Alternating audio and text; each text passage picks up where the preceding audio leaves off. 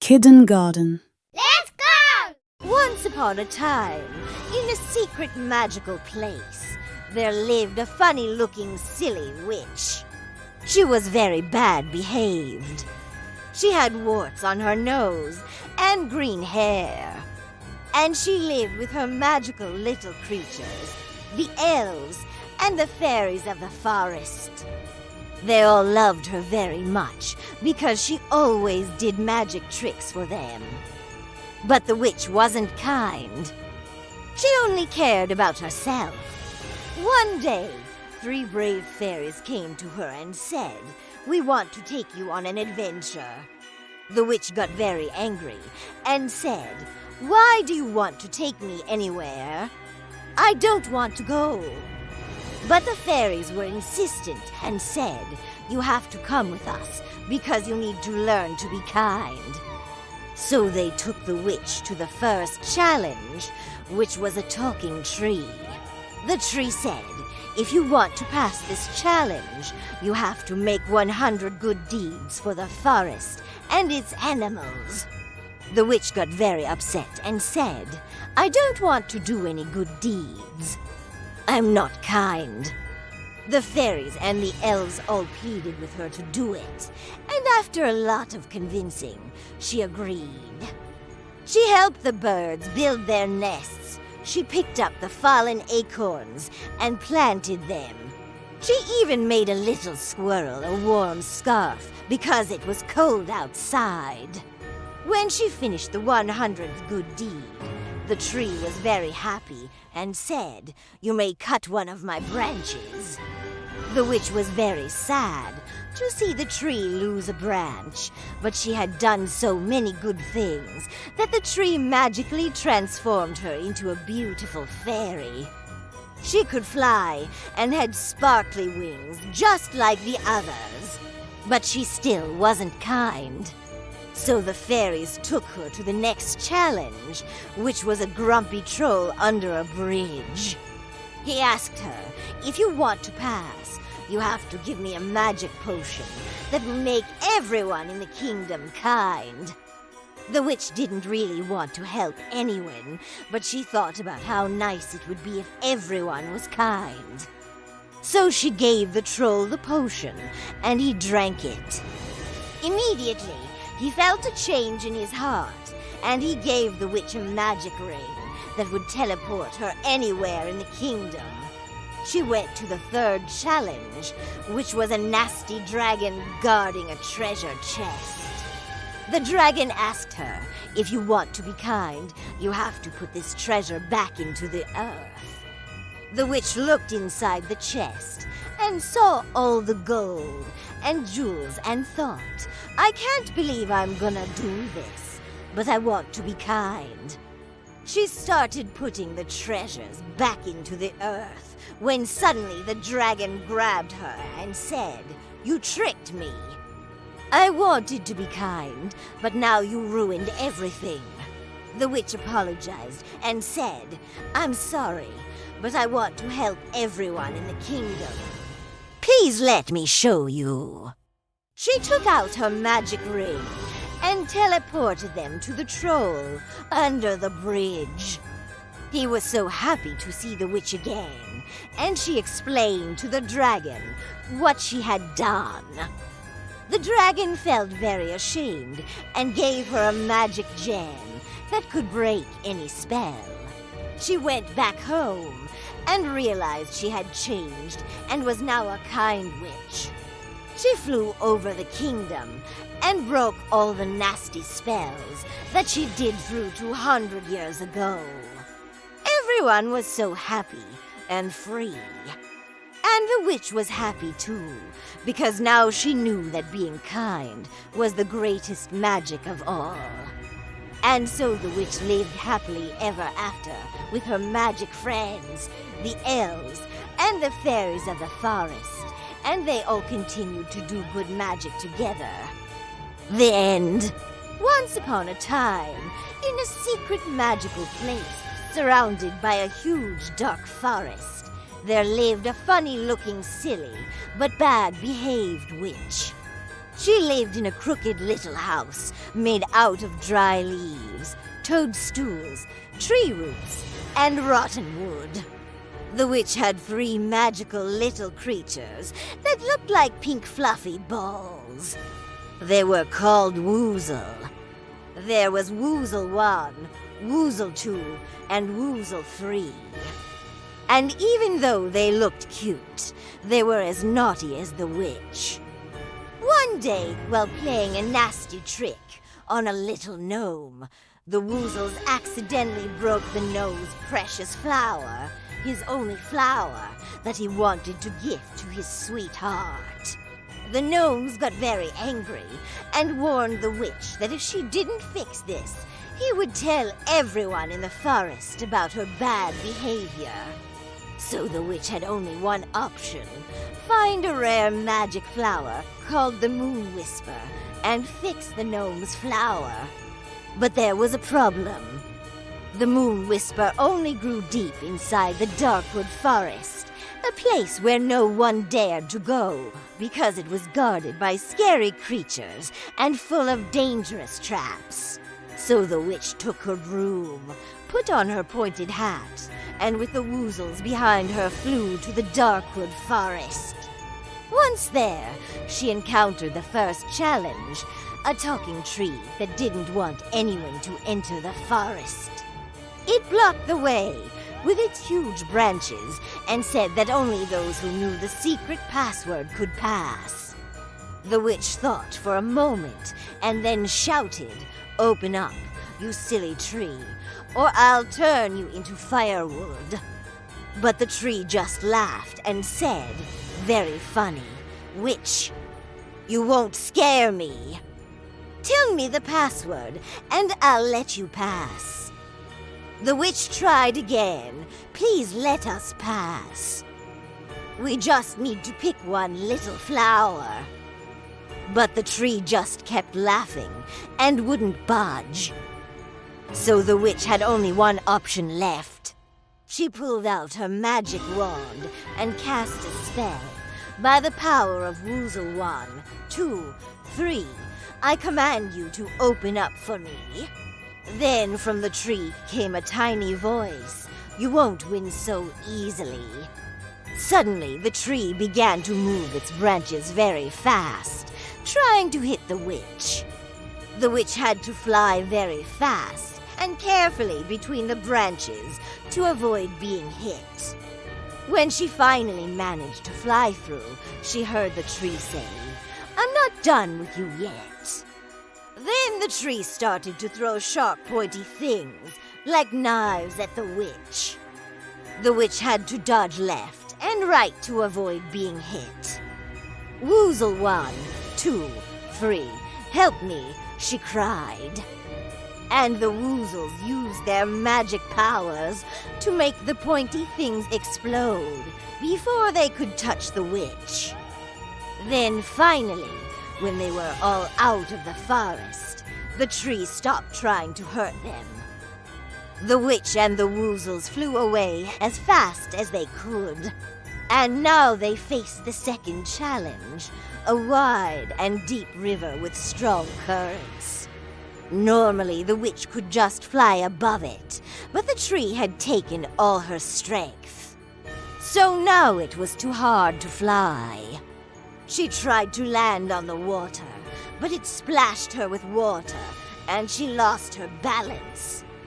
The Woozles tried to use their magic, but that didn't work either.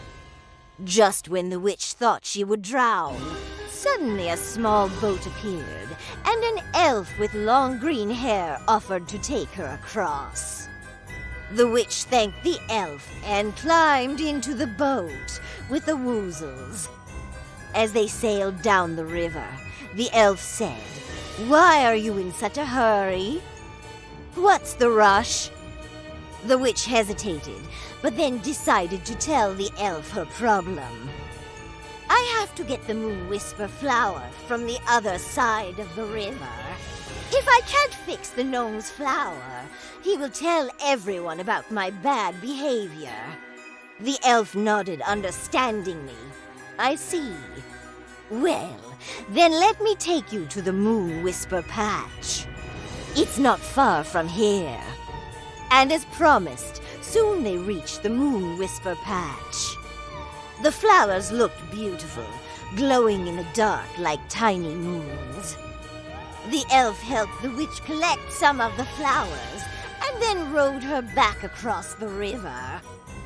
The witch thanked the elf again and again and promised to pay him back for his help.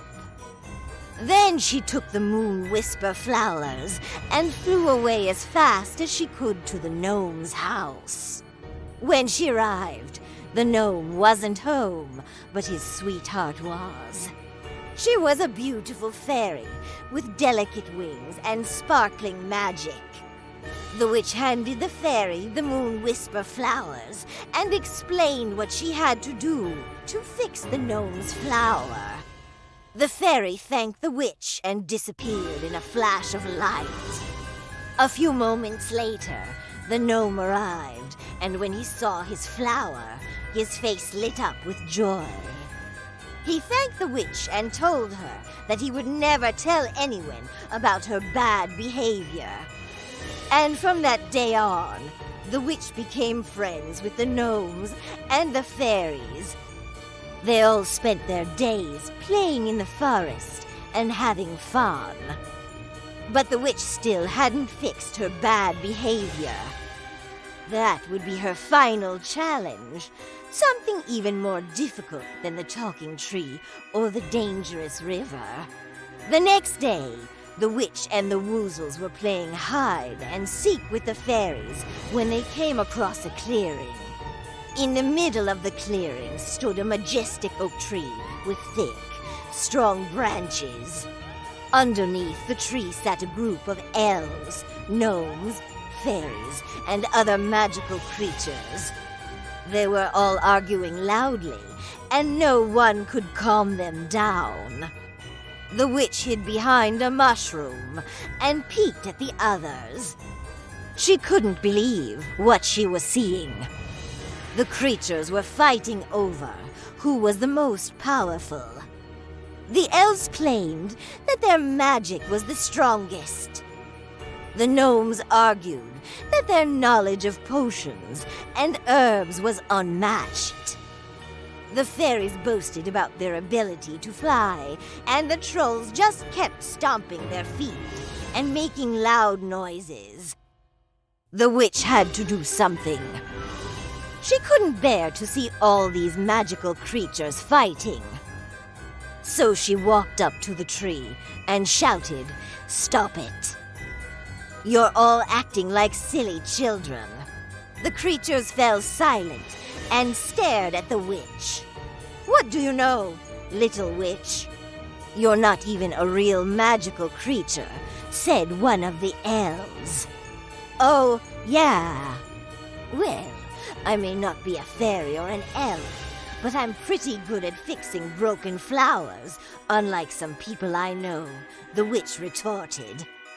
Then the witch fixed the gnome's flower, healed the fairy's broken wing, and even brewed a potion that made the trolls stop stomping their feet. The creatures were amazed by the witch's skills and apologized for not believing in her. From that day on, they all became best friends and often played together in the forest. The witch was accepted by all the magical creatures, even though she wasn't one of them. She learned that being kind and helpful was more important than being powerful or having magic. But the story doesn't end here. There is more to come. Many years passed, and the witch became a wise and respected member of the forest community. She helped everyone in need and always had a kind word and a listening ear. However, there was still a part of her that missed the old days when she could fly around on her broom and cast spells. One day, while walking through the forest, the witch came across a group of young witches and wizards. They were practicing their magic, but their spells were weak, and their brews were slow. "Can I help you?" the witch asked. The young witches and wizards jumped and turned to face her. "Oh, you scared me," one of them said. "We're just practicing our magic," another one replied. "Well, I used to be pretty good at that myself," the witch said with a smile. "Really? Can you show me?" one of the young witches asked. "Sure," the witch replied. With a wave of her magic wand, the trees and bushes around them began to move and dance. Flowers bloomed in a variety of colors, and a small stream started to flow nearby. The young witches and wizards gasped in amazement. "Wow, your magic is amazing," one of them said. "Thank you," the witch replied. "But I haven't used my magic in a long time. I've been too busy helping everyone else with their problems." "Well, don't worry," one of the young wizards said. "We can help you with that." And they did. Every day they came to the witch's house and asked her to teach them her magic. In return, they helped her with her chores and errands, like collecting herbs and flowers for potions, or brewing potions themselves. The witch was happy to share her knowledge and experience with the younger generation, and they were eager to learn from her. One day, while practicing their magic, the young witches and wizards noticed that the witch's magic was fading. "What's wrong with me?" she asked worriedly. "Your magic is tied to the happiness and harmony of the forest," one of the young witches explained. "But lately, the forest has been in danger." "What do you mean?" the witch asked. "There is a dark force that is trying to take over the forest," one of the young wizards said. "It's causing the flowers to wither, the animals to flee, and the magical creatures to lose their powers." The witch was shocked. She couldn't believe that something so evil could exist in the forest. She had always felt so safe and happy here. "We have to stop this dark force," the witch said. "But how?" one of the young witches asked. "I don't know," the witch replied. "But we have to try. If we don't, the forest will be destroyed, and all the magical creatures will die." The witch and the young witches and wizards spent days searching for a way to defeat the dark force. They read ancient books, consulted with wise animals, and traveled to distant lands. Finally, they discovered that the dark force was being controlled by a wicked sorcerer who lived in a dark tower at the edge of the forest. "We have to destroy the sorcerer," the witch said. "But he is too powerful for us to defeat him," one of the young witches said. "We'll need more help." "I agree," the witch said. "But where can we find more help? Everyone in the forest is already struggling to survive." Suddenly, one of the young wizards had an idea. "What about the legendary phoenix? It lives deep in the darkwood forest, and its feathers have incredible powers." The witch and the others looked at each other. They knew that going into the darkwood forest was dangerous, but it was their only hope. So they thanked the young wizard for his idea and set off into the forest. They traveled for days, avoiding dangerous creatures and solving tricky puzzles until they finally reached the phoenix's nest. The phoenix was huge, and its feathers were glowing brightly. "Please help us," the witch begged. "The forest is in danger." The phoenix looked at the witch and the others for a moment. "Very well," it said finally. "I will help you." The phoenix gave them each a feather and then flew away. The witch and the young witches and wizards were overjoyed. They thanked the phoenix and ran as fast as they could to the clearing where they had met the young witches and wizards. They had an idea. They would use their combined magic, along with the magic of the phoenix feathers, to create a powerful spell that would defeat the dark force. They gathered all the magical creatures and explained what they had to do. At first, the creatures were hesitant, but when they heard that the forest was in danger, they agreed to help. They all stood in a circle, holding hands, and focused their magic on the center of the circle. The air crackled with energy, and a bright light filled the clearing. When the light faded, the dark force was gone. The forest was safe once again. The creatures cheered, and the witch and the young witches and wizards took a bow. They had saved the forest and its magical creatures. After that day, the witch became known throughout the forest as a true hero. She had used her magic to help others and had even saved the forest from a terrible dark force. The young witches and wizards continued to learn from her and eventually became powerful magic users themselves.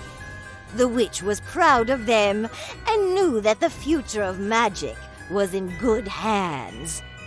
She also realized that she didn't need to be a powerful sorceress to be happy. Helping others and being a part of a community was just as important. And so the witch continued to live in the forest, sharing her knowledge and wisdom with all who sought it. She was content with her life and knew that she had made a difference in the world. So, they all lived happily ever after. The end. Like and subscribe if you want more stories to join and support our channel. Books and links will be added in the future. Look for our new content and the upcoming stories that will be purchased online to get your own physical books when they are ready for sale. I will notify you. Click not to miss out once it's announced. Thanks for watching, and see you next time.